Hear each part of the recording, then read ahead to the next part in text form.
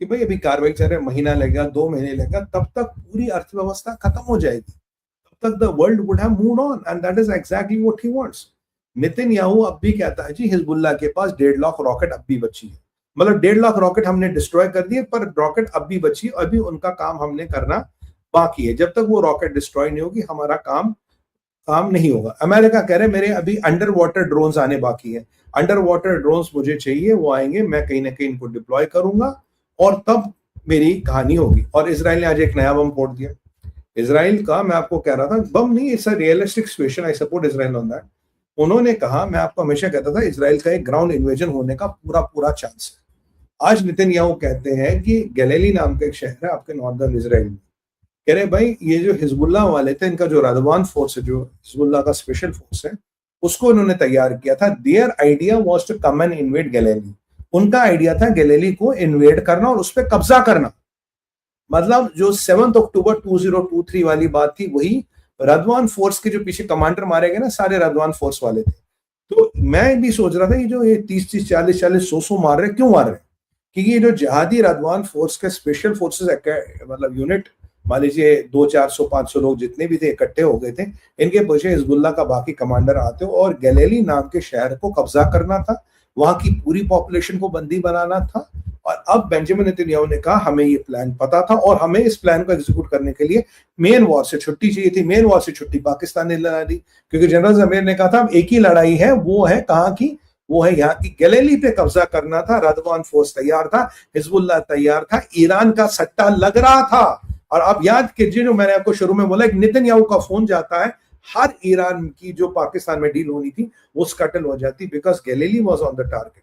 तो फिर Israel needed a break from the main war, Israel needed to concentrate on Lebanon, and Israel needed to make sure Galilee पे attack होके कब्जा ना हो जाए। और इनके जो जहादी मारे हैं, मेरे हिसाब से आज का तो नंबर आया नहीं, आज भी 100-150 मारे हैं उन्होंने, कल 2 दिनों में 450 मारे थे, आज भी 100-150 मारे होंगे।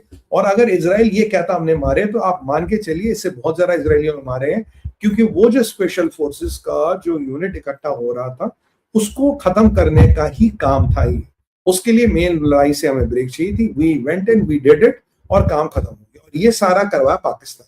और अगर आज ट्रंप, अगर आज अमेरिका बोले हमें ये नहीं पता, it is all crap. American को सारा पता था, अमेरिकन ने डील की, पाकिस्तान को यूज किया। नहीं तो बंदर शरीफ की औकात नहीं है कि वो अमेरिका को बोले डील मत करो, वो अमेरिका को बोले सीज फायर करो, या वो ईरान को बोले सीज फायर करो। उसके तो वो तो मुनीर से पूछे मैं 1 नंबर पे भी नहीं जा सकता, मतलब ही इज नोबडी।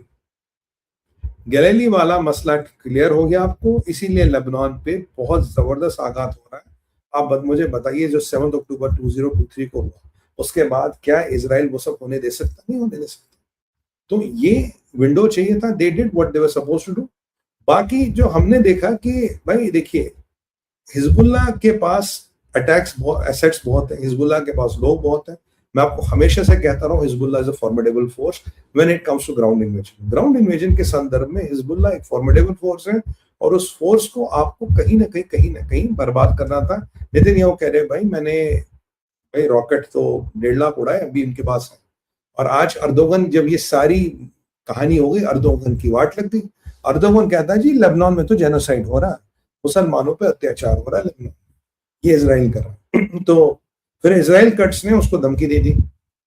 जो इजराइल का डिफेंस मिनिस्टर है, कहता है कि Türkiye is a paper target. और अब यहाँ सोचिए, तुर्किया नेटो का मेंबर है, और Türkiye is a paper target, और पीछे इस नेटो के मेंबर ने ईरान को हथियार दिए थे। इस नेटो, चाइना ने शायद दिए नहीं दिए, तुर्किया ने 100% हथियार दिए। इजराइल कट्स कहता है कि Türkiye is a paper tiger. और आज तो बेंजामिन नेतन्याहू ने भी जाके अर्दोगन को धमकी दे दी, बोला कि अपने mind your own business, Israel की रीच से तुम बहुत ज्यादा दूर नहीं हो, इजराइल से तुर्की बहुत ज्यादा दूर नहीं है, और माइंड योर ओन बिजनेस, और मतलब जो तुम्हारी उम्र दराज खलीफा हो, जरा अपनी औकात में रहो। तो पहली बार नेतन्याहू ने अर्दोगन को धमकी दी। इजराइल कट्स ने बोला कि Turkey is a paper tiger. तो बोला लेबनान में ज्यादा फुदकने की बात नहीं है, ये एक और टर्न है। मैं आपको बोल रहा था Tayyip Erdogan is getting activated, वो सबसे खतरनाक है, वो जहादी है। तो उसे लग रहा है ईरान गया, सऊदी वोदियों में इतनी दम नहीं है, अब मैं आ रहा हूँ, पाकिस्तान तो इनका गुलामी हो गया। और क्या पाकिस्तान में तो आप जानते हो ना हिट गाना क्या चल रहा है इसराइल में, ख्वाजा मेरे ख्वाजा जल्दी से आजा आजा आजा आजा ख्वाजा मेरे ख्वाजा।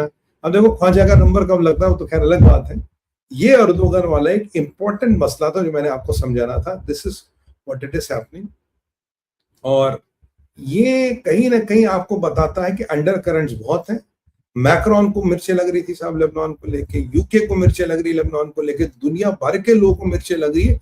80 कंट्रियों ने बदसना किया, अरे इसराइल ने ये सब क्यों कर दिया, ये क्यों कर दिया। आप बताओ इसराइल क्या 7 अक्टूबर जैसा मैसेकर कर सकता है?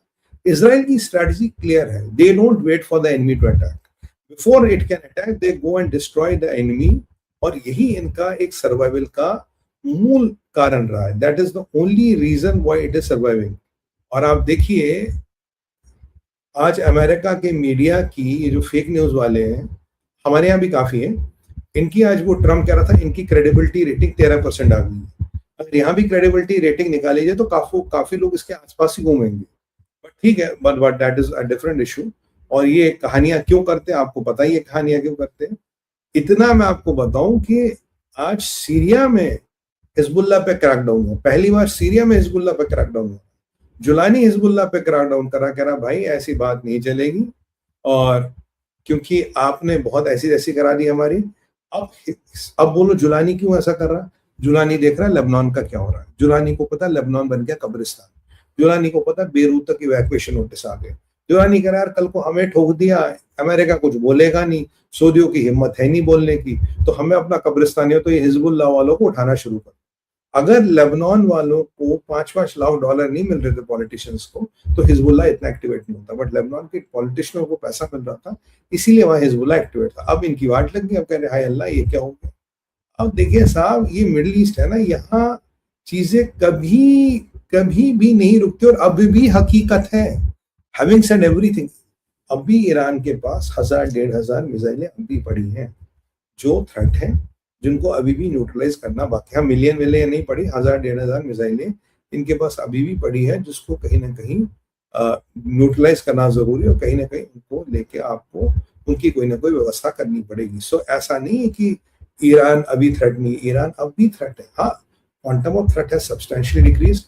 ईरान की मिलिट्री से बड़ा ईरान की एक्लेस कील है ईरान की इकोनॉमी, जो कभी भी कॉन्क ऑफ हो सकती है। ईरान की इकोनॉमी कॉन्क ऑफ हो गई तो उनकी वाट लगने वाली। और इसके जो इकोनॉमिक इम्प्लीकेशंस होंगे पूरे मिडिल ईस्ट पे होंगे। The economic implications of Iran economic conking of will be on the entire Middle East. It won't be only concentrated by Iran. ये बहुत ट्रम्प जो खेल रहा है ना, is really playing it very smart.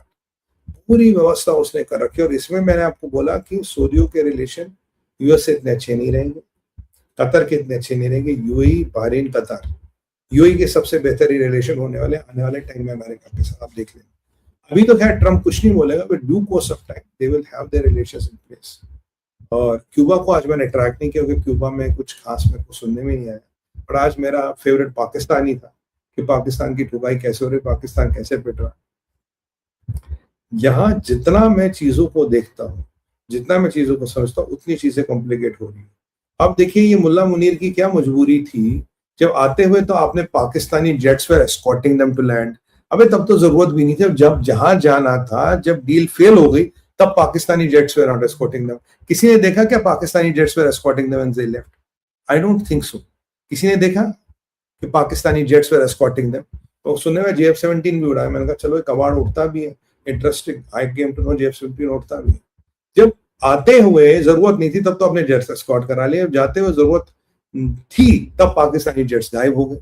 ये भी आपको लगता है अचानक हो गया? मतलब अगर क्या एक वन वे फ्यूल था, आज जाने का तेल नहीं भरवाया था। हाँ, बाकी JD वैंस की गाड़ी रखवा ली उन्होंने। कह रहा सर वो केटरिंग वेटरिंग का खर्चा दे दो। उन्होंने बोला अरे गिव अस डॉलर सर। बोला no dollar, I can card man. Watch sir, watch sir, watch sir, what watch? घड़ी दे दो सर, घड़ी सर, घड़ी से हम काम चला लेंगे सर। बिजली के बिल भरने, केटर वेटर के पैसे देने, जरा पैसे दे। तो पाकिस्तानियों की बात है। तो ये मैंने वीडियो नहीं देखा हाउ डिड ईरान इसलिए, क्योंकि मेरे को एक देखना था did the jets accompany them. अगर जेट्स उनका